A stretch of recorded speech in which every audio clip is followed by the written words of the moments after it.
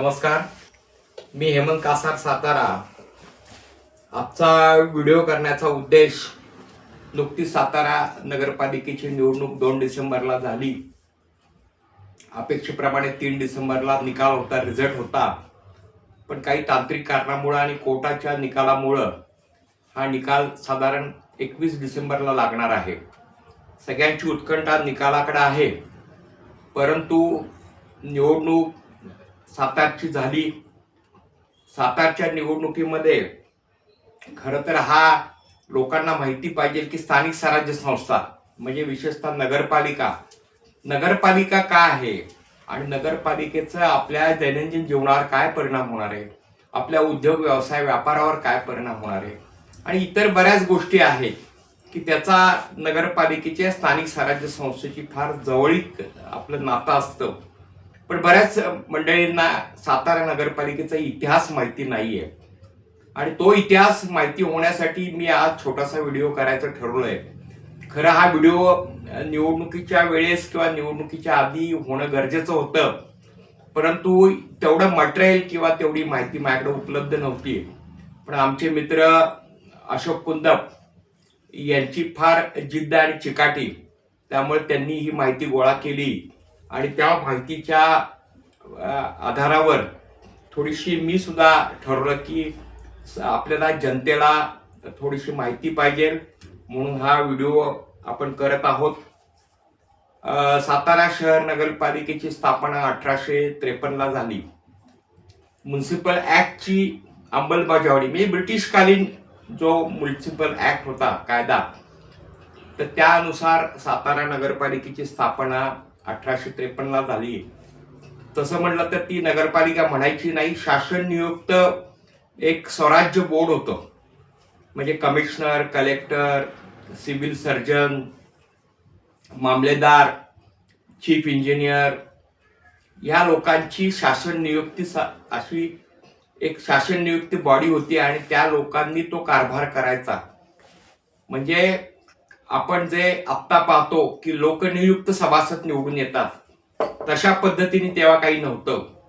एक प्रकारचं नगरपालिका म्हणजे प्रशासनच होतं आणि प्रशासनाच्या हातातच नगरपालिका होती। पण पुढं परत 1875 आणि नंतर 1885 मध्ये खऱ्या अर्थाने नगरपालिकेची सुरुवात झाली, म्हणजे लोकनियुक्त सभासद नेमून नगरपालिकेची सुरुवात झाली।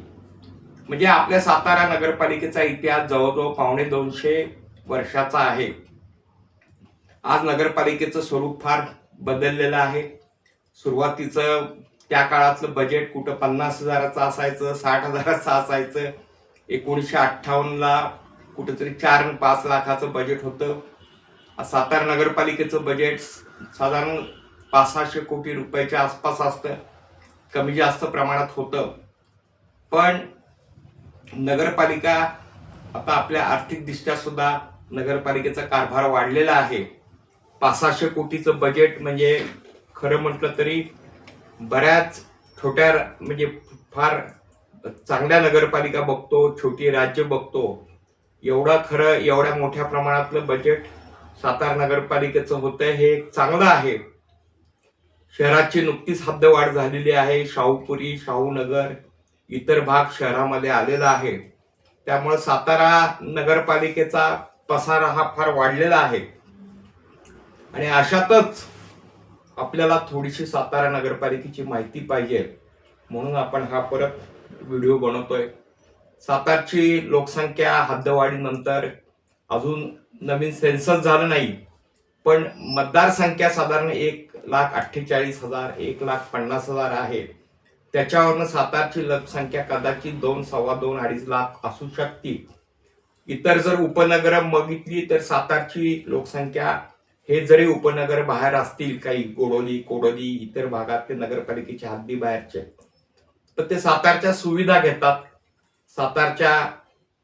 सातारामध्ये शहरामध्ये त्यांचं येणं जाणं असतं, त्यामुळं भविष्यात सातारा नगरपालिका महानगरपालिका होईल याच्यात काही शंकाच नाही। आणि सातारचं वाढ ही चांगल्या पद्धतीने होतीये। त्यामुळे ते एक सुद्धा आपल्याला लक्षात येईल. सातारमध्ये साधारण 300-325 किलोमीटरचे रस्ते आहेत. सातारचा भौगोलिक जो सातारा नगरपालिकेची हद्द आहे ते साधारण 25 ते 26 स्क्वेअर किलोमीटर याच्या आसपास आहे. सातारला आपल्याला माहिती पाणी पुरवठा महाराष्ट्र जीवन प्राधिकरण म्हणजे MJP, कासचा पाणी पुरवठा, महादर तळ्याचा पाणी पुरवठा अशा पद्धतीने सातारला पाणी पुरवठा होतो. सातारला तशा पद्धतीने निसर्गाची साथ चांगली आहे. निसर्गाने सातारला चोहोबाजूनी आपल्याला इथं शहराजवळच आपल्याला यवतेश्वर, कास हे निसर्ग ठिकाणं आहेत. मला नगरपालिकेचं म्हणजे मी लहानपणी आठवते मला की त्या काळातले नगरसेवक हे वेगळी लोक होती तेव्हा. म्हणजे आत्ताच जे समाजकारण राजकारण बघतोय त्यापेक्षा तत्वाची लोक होती. आणि बऱ्याच वेळा नगरपालिकेमध्ये मला आठवते त्याप्रमाणे स्वर्गीय कोंडीराम सावकार असतील, स्वर्गीय मलकापुरे असतील, गणपतराव लोखंडे असतील, स्वर्गीय PG जाधव असतील, सुशीलाताई बेगमपुरे असतील, गाडेकर असतील, अशी बरीच दिग्गज मंडळींनी सातारा नगरपालिका तशी गाजवलेली आहे. आपल्या सातारा नगरपालिकेचं जुनं ऑफिस सुद्धा आपण राजवाड्यावर बघतो ते सुद्धा अजून आहे. आम्ही लहानपणी तिथं जायचो. मग तेव्हा विका माने असतील, नंतर हा माडिक असतील, ढेकणे असतील, बऱ्याच मंडळींची लोक मला मंडळींची आता आठवत नाही, पण जे जे आठवले त्या लोकांची मी नावं सांगितली. तो कारभार वेगळा होता, थोडासा छोटासा, सभासद संख्या सुद्धा कमी होती. आणि तो जे जनरल बॉडीची सभा आपण घेतो ते हॉल तेव्हाचे छोटे होते. म्हणजे सगळं प्राथमिक अवस्थेत होतं. हे साधारण मी 1980 पर्यंत मला 1980 पर्यंत लक्षात आहे. आणि त्याच्यानंतर मग नगरपालिका हद्दवाढ झाली, सातारा शहराचा विकास झाला, सातारा शहराची डेव्हलपमेंट झाली, सातारा शहराची लोकसंख्या हळूहळू वाढत चालली, उद्योगधंदे व्यापार वाढले, त्यामुळे नगरपालिकेची जबाबदारी सुद्धा वाढली. आणि मग त्यामुळं सुरुवातीच्या काळात जकात होती, म्हणजे ऑक्ट्राय होता.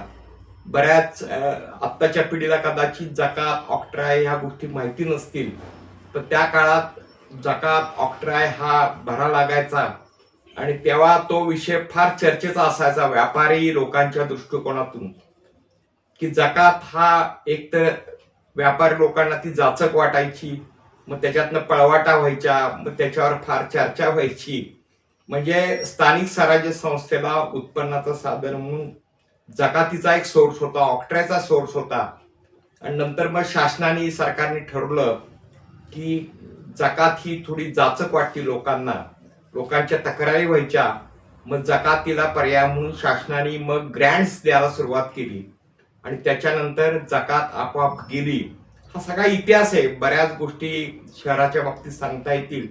कदाचित हे सांगण्याचा उद्देश असा आहे, नवीन पिढीला ह्या गोष्टी माहिती नाहीत म्हणून त्याची उजळणी करायचा हा माझा उद्देश आहे.